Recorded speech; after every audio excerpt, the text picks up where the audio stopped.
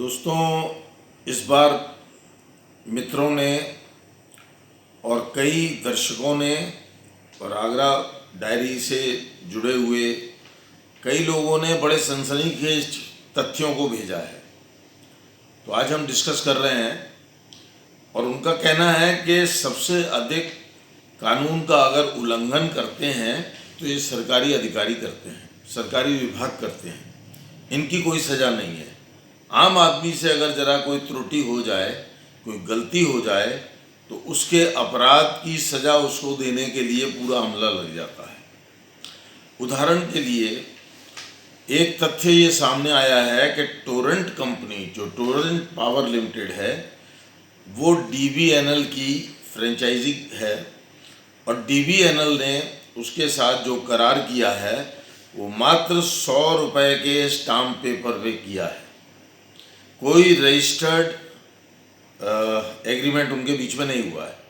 100 रुपये के stamp paper पे हुआ है और 100 रुपये के स्टाम्प पेपर पे DBNL ने अपनी अरबों करोड़ों नहीं अरबों रुपए की संपत्ति, सब स्टेशन, तारें, खंबे, ट्रांसफार्मर सब उनके हवाले कर दिए और उनको वो अधिकार भी दे दिया जो नहीं दिया जा सकता, जो कानून का विषय है, जो अदालत का विषय है।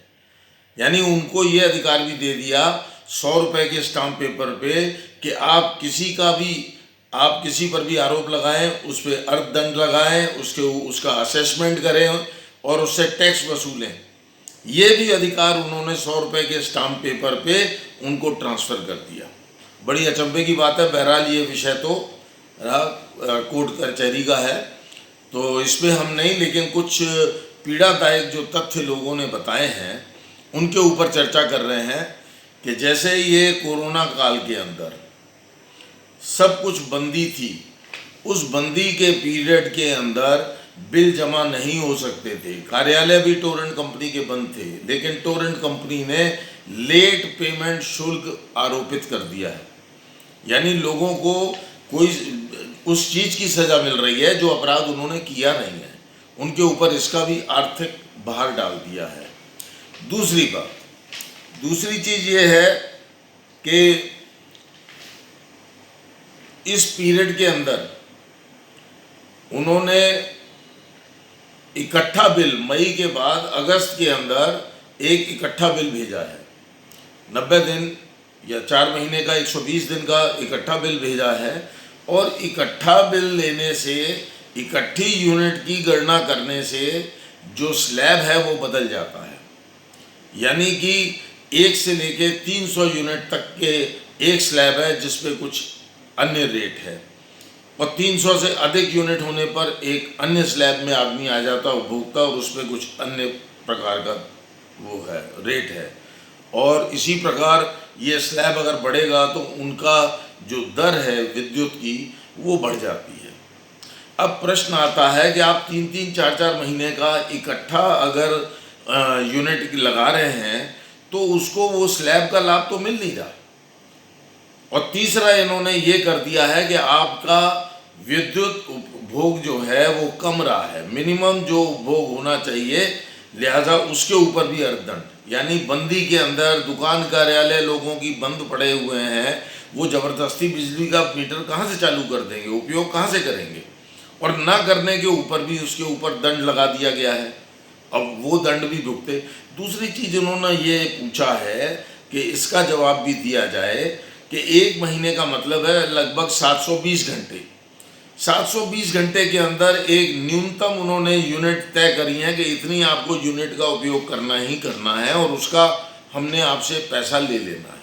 अब इनसे पूछा जाए कि अगर 720 मीटर में किसी माह में 60-70 घंटे, 80 घंटे बिजली ये नहीं देते हैं तो इनके ऊपर क्या दंड है, इनके ऊपर क्यों नहीं वो दंड आरोपित किया जाए।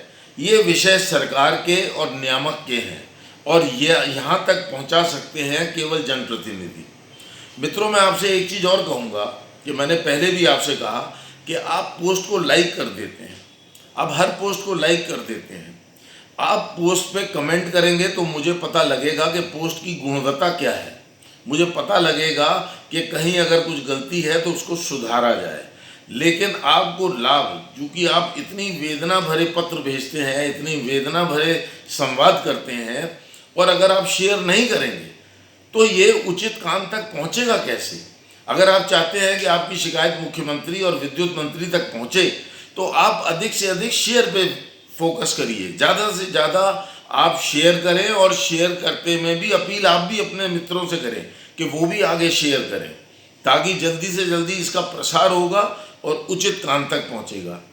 और इसमें कुछ अन्य भी अभी बिंदुओं के ऊपर चर्चा करनी है, लेकिन पोस्ट चूँकि लंबी होती जा रही है तो लिहाजा ये अगले सप्ताह के लिए इसको पोस्टपोन किया जा रहा है। आगे इसी विभाग को लेकर के कुछ अन्य बिंदुओं पर चर्चा करेंगे। धन्यवाद।